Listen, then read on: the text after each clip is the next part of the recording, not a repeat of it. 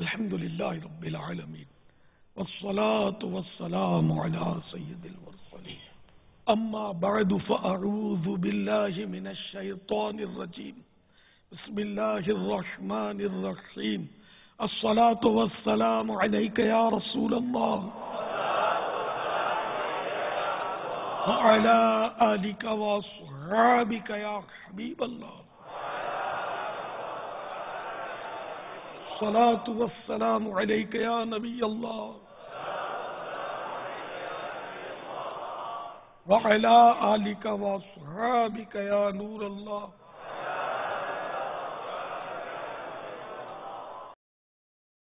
پہلے آپ نے ارشاد فرمایا کہ مبلغ جب کسی سے گفتگو کرے تو نگاہیں نیچے رکھے، تو اب جو شخص گفتگو کر رہا ہے تو سننے والا اگر گفتگو کرنے والے کے چہرے کی طرف دیکھے تو کوئی حرج تو نہیں ہے؟ حرج تو دونوں صورتوں میں نہیں ہے. بات کرنے میں چہرے پر کبھی کبھی نظر ڈالنے میں بھی حرج نہیں ہے. وہ تو اتنی قدرت حاصل ہو جائے نا، میں نے کہا کون قادر ہے. بعضوں کا چہرہ دیکھنا پڑتا ہے، اس کے تاثرات سے بھی بات کی آدمی تہ تک پہنچ سکتا ہے.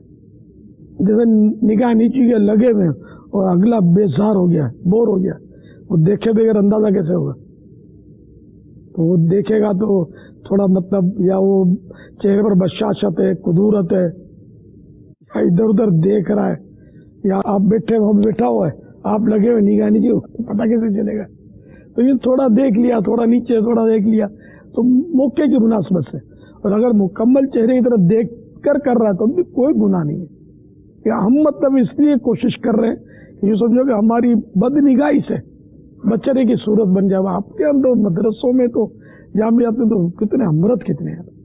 عورت سے خطرناک ہے، عورت کے ساتھ 2 شیطان، امرت کے ساتھ 70 شیطان.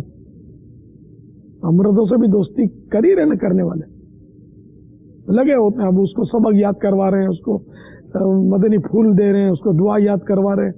یا یہی ملا تھا یہ 80 سال کے بڈھے کو کون سکھائے گا بیچارے کو؟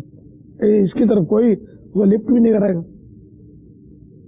تو اس لیے اپنے دل کا چور جو ہے نا اندر، اس کو بندہ پکڑنے کی کوشش کرے کہ یہ امرت کے ساتھ ہمدردی نہیں ہے، یہ اپنی آخرت کی بربادی کا سامان ہو رہا ہے.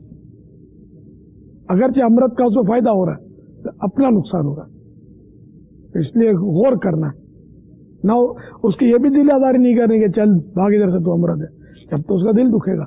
حکمت عملی سے اپنے آپ کو وہ نکال لانا ہے.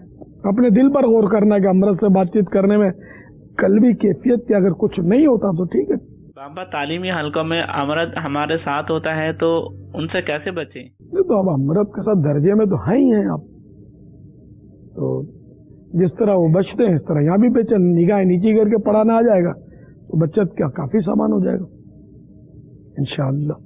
تو اس کی آپ کو پریکٹس کرنی پڑے گی. آج چند لمحوں کے لیے کر لیا، پھر آپ نے بولا اللہ نے آنکھیں کائے کے لیے دیے؟ دیکھنے کے لیے تو دیے. بات تو بھی صحیح ہے، دیکھنے کے لیے اللہ نے آنکھیں دی ہے، لیکن نادیدنی کے لیے تو نہیں دیکھے. نادیدنی دیکھے، جو دیدنی ہے وہ دیکھے. ہر نظر کا حساب ہے، جس طرح ہر لفظ کا حساب ہے تو نظر کا بھی تو حساب ہے. نظر کا مراد ہے کہ جس طرح فضول الفاظ کا حساب ہے تو اسی طرح فضول نظری کا بھی حساب ہے قیامت کے دن. کیوں دیکھا؟ ہم ادھر دیکھتے ہیں، ادھر دیکھتے ہیں، بلا وجہ اوپر دیکھتے ہیں، نیچے دیکھتے ہیں. وہ سری سقطی علیہ رحمۃ اللہ القوی کا واقعہ کہ یہ تذکرۃ الاولیاء کے حوالے سے پڑھا ہے. ان کی 2 کنیزیں تھیں. تو ایک بار ایک کنیز کا ان کے پاس تھی کنیز، تو نام لے کر کہا کہ وہ کنیز کہاں ہے؟ تو اس نے کہا حضور وہ تو میں ہی ہوں. تو آپ نے فرمایا اچھا 30 سال سے تم میرے پاس ہو لیکن کبھی میں نے تمہاری طرف نظر اٹھا کر دیکھا ہی نہیں کہ اس نام کی کنیز کون ہے مجھے پتا چلے. تو اللہ کرے کہ کچھ ایسی صورت بن جائے کہ دیکھنا ہے تو مدینہ دیکھیے، قصر شاہی کا نظارہ کچھ نہیں. کاش مدینہ دیکھیں، کعبہ دیکھیں، گنبد خضرا دیکھیں. باپا آپ نے جو ارشاد فرمایا امرتوں کے متعلق، ہمارے ساتھ دورہ حدیث کے اسلامی بھائی ہیں جو ناظمین بھی بنیں گے، اساتذہ بھی بنیں گے، تو جہاں جہاں یہ جا کے خدمت کریں گے تو وہاں جا کر سننے میں یہ آتا ہے کہ اگر استاد اس حوالے سے ذہن بناتا ہے طالب علموں کا، تو اگر کسی ایک کو دیکھتا ہے کہ اس طرف وہ مائل ہو رہا ہے، استاد اسے اگر روکنے کی کوشش کرتا ہے، تو بعض اسلامی بھائیوں کا یہ کہنا ہوتا ہے کہ یہ استاد بہت شکی مزاج ہیں۔ اس حوالے سے مدنی پھول ارشاد فرما دیں۔ یہ بزرگوں کا مقولہ موجود ہے کہ امر بالمعروف کرنے والے کا کوئی دوست نہیں رہتا، اس کی مخالفت کی جاتی ہے۔ تو امر بالمعروف حکمت عملی کے ساتھ جاری رکھنا چاہیے۔ شکی مزاج کہہ کر وہ خود ظاہر ہے کہ گناہ گار ہوگا، جبکہ کوئی قرینہ واضح نہیں ہے اس کے پاس۔ یہ اگر استاد اگر پابند ہوا شریعت کا اور اس نے اخلاقیات ایسے ہوئے تو خود بخود ان پر روب رہے گا اس کا، پھر استاد پر ایسی بات نہیں کریں گے۔ لیکن ہر استاد ایسا نہیں ہوتا نا اخلاقیات کے حوالے سے جس کا روب رہے۔ ہم نے تو اپنے دل پر غور کرنا ہے اپنی کیفیت کیا ہے، دوسروں کو بھی ممکنہ صورت میں اس سے باز رکھنا ہے۔ نیکی کی دعوت ہے یہ۔ اس طرح کتنے لوگ نہ جانے گناہوں سے بچ گئے ہوں گے۔ وہ رسالہ بھی آپ نے پڑھا ہی ہوگا امید ہے، قوم لوط والا، تو کتنے لوگ پڑھ کے امید ہے کہ توبہ تائب ہو گئے ہوں گے۔ اللہ تعالی ہماری حفاظت فرمائے، گناہوں سے بچائے۔ ہماری آنکھیں بہت کمزور ہیں، دھواں برداشت نہیں کر سکتی تو قیامت کی آگ کیسے سہی جا سکے گی۔ کسی کی ذات پر تنقید کرنا کیسا ہے؟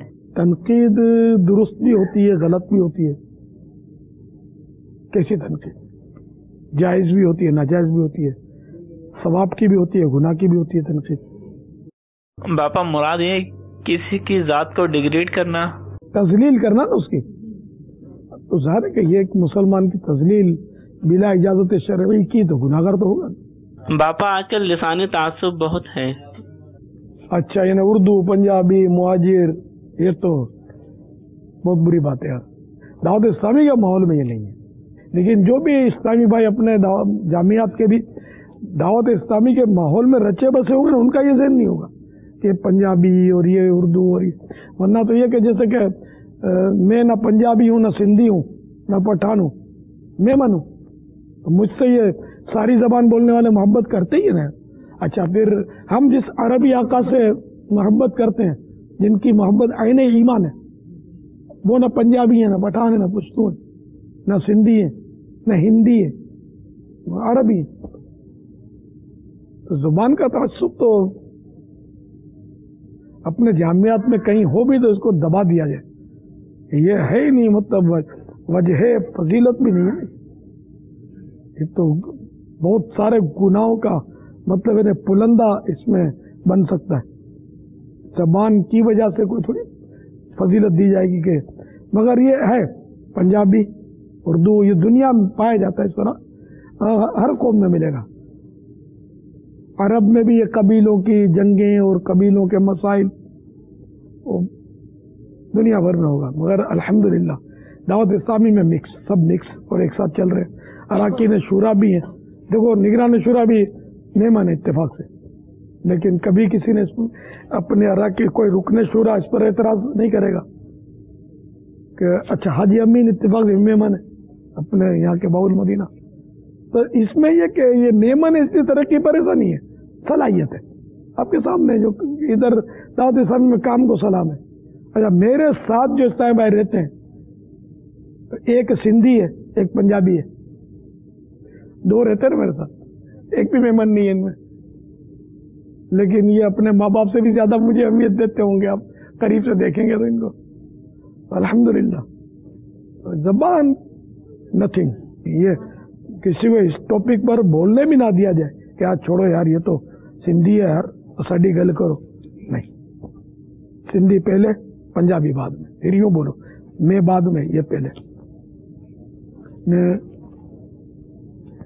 खुद को सबसे बुरा तसव्वुर करे, खाली बोले नहीं, तसव्वुर करे।